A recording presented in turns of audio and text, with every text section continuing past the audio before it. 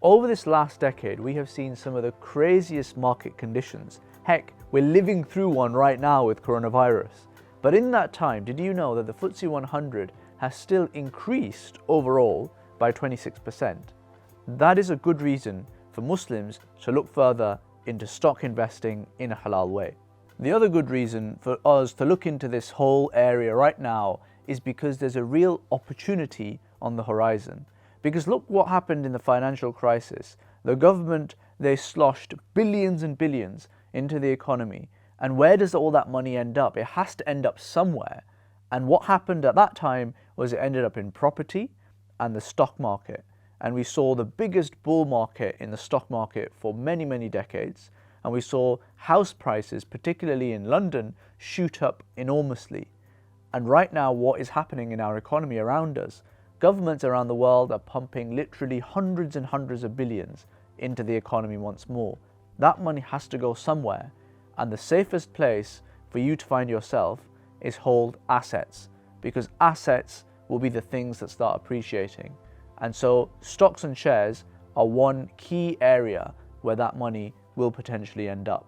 In this video, I want to share with you how you go about picking halal stocks, because that is a relevant precursor to you actually entering into the stocks and shares market and buying stocks as a Muslim.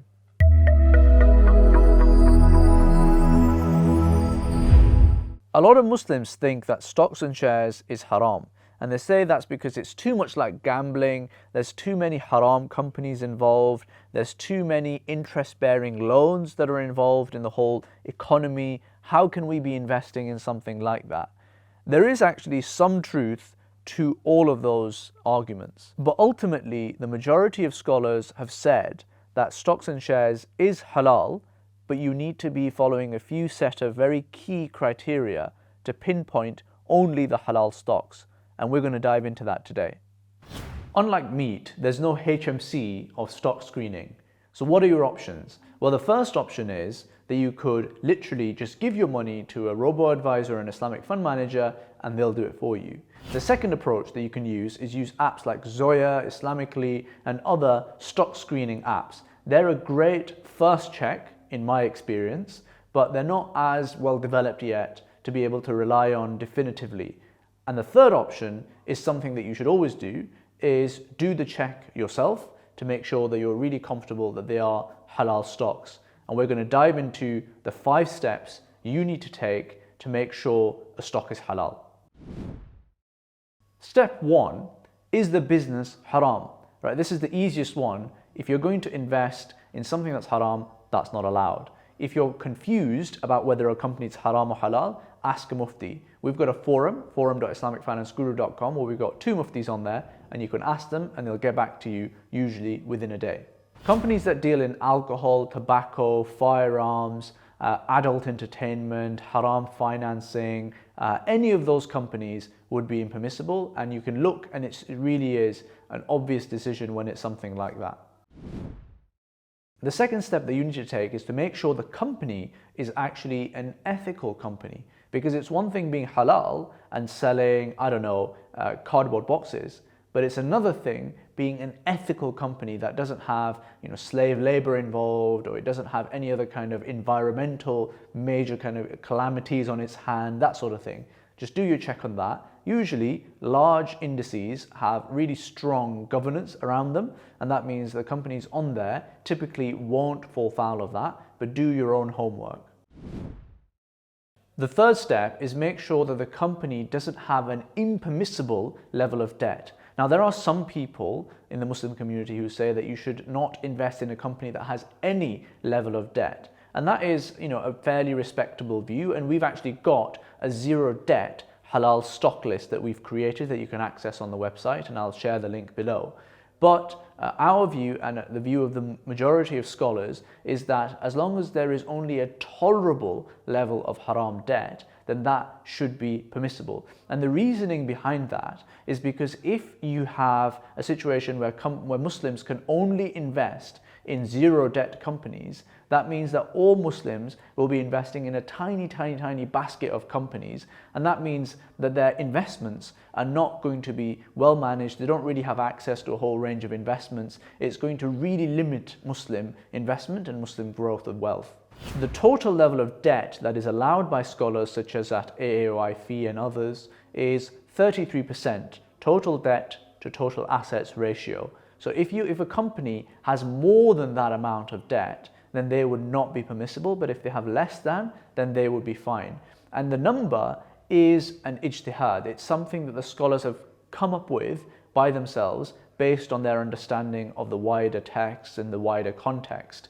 However, some scholars do point to a hadith where the Prophet said, sallallahu alaihi wasallam, that thuluth is kathir, thuluthu kathir, that 1/3 is a lot. And they say that that means that you should have debt as a maximum at 33%, and they rely on that hadith.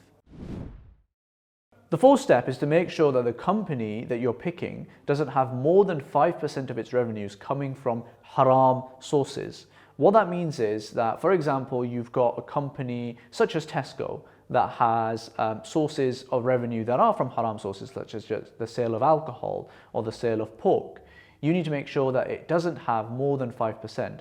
And where there is any doubt, and there may be, because you might not be able to find a breakdown of that detail, then you should generally seek to avoid that. And the reason for why this 5% threshold is allowed in the first place is because every company pretty much will have some money sat in the bank account, or they'll have some other kind of minor haram revenue coming in. But if we use that kind of strict criteria that no haram revenue should be used, then that would rule out pretty much all companies across the world. And so that's why scholars allow that little bit. The fifth and final step is to make sure that the company you're investing in has some illiquid assets. What that means is you're avoiding a situation where you're buying a shell company that just holds cash, because then you're going to be buying, let's say, £100 of cash that there is in this company, but you're going to be buying it at, say, £95 or £105, whatever that stock market price is fluctuating at. But that is not allowed, because in Islam, money for money needs to be perfectly equal. And you don't want to be doing that with the stock market either. So just check and make sure the company has at least some illiquid assets, things like, cars, inventory, intellectual property, anything basically other than cash. Now, I appreciate that seems like a lot of steps, and some of them quite complicated, to pinpoint a halal investment. So what we've done at Islamic Finance Gurus, we've created a bunch of resources to get you started as painlessly as possible. Firstly, you can just avoid the pain of having to pick all these stocks and shares yourself and put all your money in with a fund manager or a robo-advisor who is going to put your money into halal stocks and shares. And we've got an investment comparison engine that lists all the options out that you can compare between and go for whichever one you fancy. Secondly, we've actually created a screen of the FTSE 100 companies that lists out exactly which one of those 100 or so companies is halal. So we've done the hard work for you, and you can just use that and crack on. Do actually check, yourself as well, if the company is halal or not, because obviously we've done an initial screen, but you should do a detailed screen when you're actually coming to invest in a particular company. But you might say to me, look, Ibrahim, I actually really want to invest in stocks and shares myself rather than have to rely on anyone else. That's fine. You need to be able to stock screen really well. And we used to, as a young company, we used to screen stocks for people all the time when they'd send in those requests to us. But now, alhamdulillah, as a larger company, we just get so many requests that wasn't feasible. So what we did was we created a halal stock screening course that allows you to get the practical steps that are needed to actually do this yourself. So we've got a checklist in there where you literally have to just check off the boxes as you go through the steps that we've outlined in the videos, that this is what you do. You go into a company's accounts, this is the step that you take, this is the step that you take. And eventually you'll be able to screen a stock in less than 10 minutes, in less than 5 minutes even, once you get practice. And if that is of interest, then just click the link below and check it out. Please like this video and hit the subscribe button and hit the bell notification as well, so you hear about all of our videos first, and so that we can continue making videos like this for you. Until next time, Assalamu alaikum.